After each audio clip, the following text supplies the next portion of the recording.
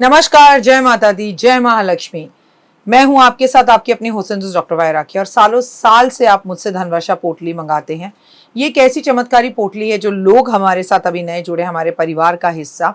मैं उन्हें बता दूं, इसे धनतेरस वाले दिन आपको अपनी तिजोरी में, अलमारी में, गल्ले में, अपने ऑफिस में, अपने फैक्ट्री में या अपने मंदिर में घर के रखना होता है।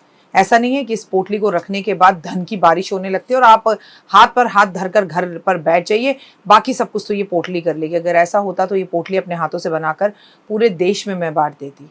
ये पोटली लक्ष्मी का साक्षात रूप है। ये तो जब आपके घर में जाएगी, आपको मिलेगी, आपके हाथ में आएगी, वो वाइब्रेशन से आप महसूस करेंगे। आपकी अपनी पूरी तरह से स्वतंत्र हैं, आपकी चॉइस है। लेकिन आपको अपने घर में लक इनहैंस बढ़ाना है और आपको पैसा बहुत चाहिए। आप बहुत मेहनत करते हैं लेकिन 99 पर आके आपके काम रुक जाते हैं। कुछ भी ऐसा है तो आपको ये धनवर्षा पोटली ज़रूर मंगानी चाहिए। अगर आपको ये धनवर्षा पोटली चाहिए तो पूजा, अनु और आरती को कॉल करें हमारे ऑफिस के नंबरों पर और तुरंत आप अपनी पोटली बुक कराएं। लेकिन जब भी आप पोटली की पेमेंट करें, पहले वीडियो कॉल कर ऑफिस, जो मेरे पीछे आपको ऑफिस दिखाई दे रहा है, ये ऑफिस या मुझे ज़रूर देखें। जब तक आप ऐसा ना करें, जब तक कहीं पर भी पेमेंट ना करें, ताकि आपकी कीमती कमाई कहीं फंस ना जाए। नंबर 1। नंबर 2, हमारे ऑफिस से कभी आपको कॉल नहीं आता, हम सीधा आपसे वीडियो के थ्रू बात करते हैं। ये पोटली रखनी कैसे है, कब रखनी है, कहाँ रखनी है, इसके लिए भी आपके पास डायरेक्टली मेरी एक वीडियो पहुँचेगी। इस तारीख पर रखिएगा, इस समय रखिएगा और आपको पूरी जानकारी दी जाएगी। तो अगर आपको ये चमत्कारी पोटली चाहिए तो तुरंत हमें कॉल करें। जय माता दी।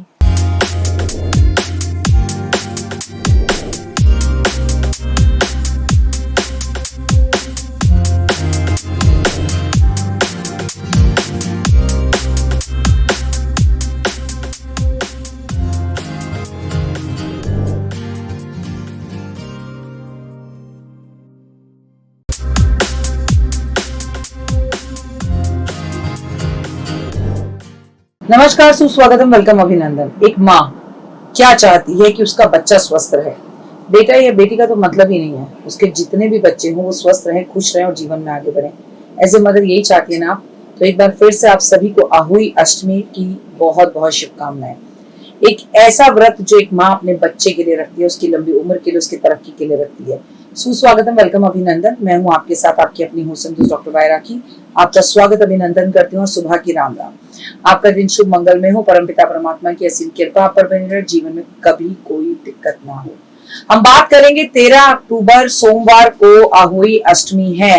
ये एक ऐसा व्रत है जो माएं अपने बच्चों की लंबी उम्र के लिए निर्जल रखती हैं। करवा चौथ के ठीक 4 दिन बाद आहुई अष्टमी का व्रत आता है। पहले पति फिर बच्चे, औरतें ही कर सकती हैं। व्रत कैसे रखें, किन बातों का ध्यान रखें, क्या है आहुई अष्टमी, संतान प्राप्ति के लिए, धन प्राप्ति के लिए, एक एक बात आपको बताऊंगी। तो बिना वक्त गवाए शुरू करते हैं आज का वीडियो। सबसे पहले ओए होए बिलीविंग कर्मा।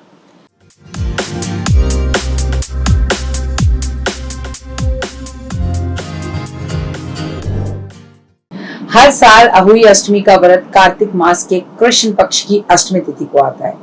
ये व्रत करवा चौथ के 4 दिन बाद आता है।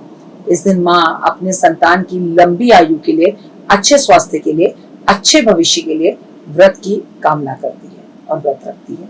आहुई अष्टमी का व्रत का पारण शाम को तारों को अर्घ देकर होता है। उत्तर भारत में किया जाता है और सबके घर नहीं होता, देश काल के हिसाब से होता है।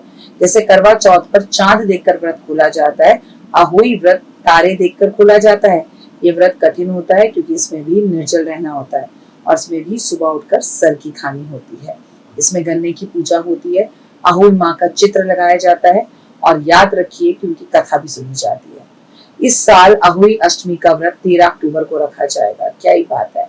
आहुई अष्टमी के व्रत की पूजा शाम 5 बजे के करीब आपको करनी चाहिए। कई लोगों के यहाँ 4 बजे इस कहानी को पढ़ा जाता है, तो कई लोग सुबह सुबह ही तारों की छाव में कहानी पढ़ लेते हैं। देश काल के हिसाब से सबके घर में अलग अलग है। आप अगर मेरी बात करें तो मैं सुबह 4 बजे कहानी पढ़ लेती हूँ। मैं तो 4 बजे करवा चौथ की भी पढ़ लेती हूँ। आही अष्टमी की पूजा की अगर बात की जाए तो इस दिन स्नान आदि कर सुबह जल्दी उठकर, साफ सुथरे कपड़े पहनकर, जैसा श्रृंगार पति के लिए कहता है ऐसे अपनी औलाद के लिए करना है।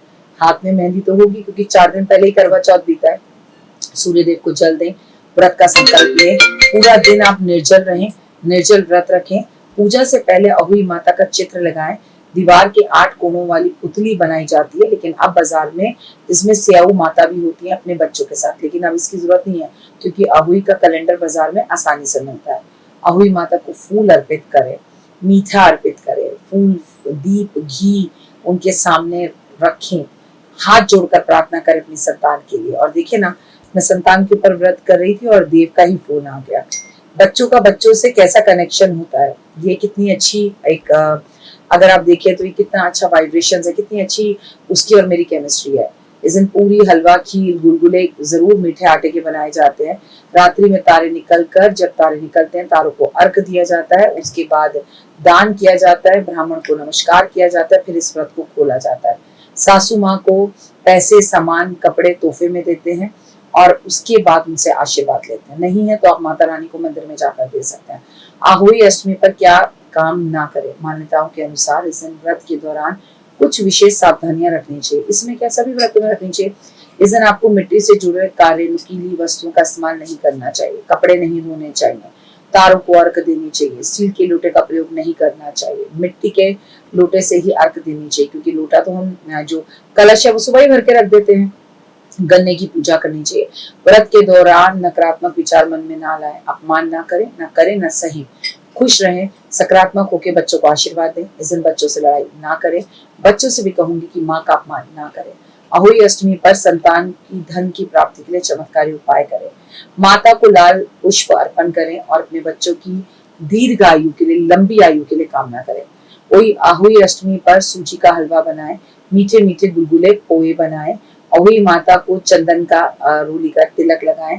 संतान आपके पैर छूकर आपसे आशीर्वाद ले। गणपति जी की पूजा जरूर करें, उन्हें बेलपत्र अर्पण करें, पीपल के पेड़ के नीचे दीपक जरूर जलाएं, उसकी परिक्रमा करें। माता पार्वती और शिव को इस दिन हलवे का भोग जरूर लगाना चाहिए। दूध से उन्हें स्नान कराना चाहिए, अपने बड़ों का आशीर्वाद लेना चाहिए और आपको इस दिन शिवलिंग के पास 5 दीपक जरूर जलाने चाहिए। मंगल के साल में यथाशक्ति संभव हो सके तो 9 बत्ती का दिया जरूर जलाएं ताकि आपका जीवन खुशियों भरा हो और लाइफ में कभी कोई कमी ना रहे।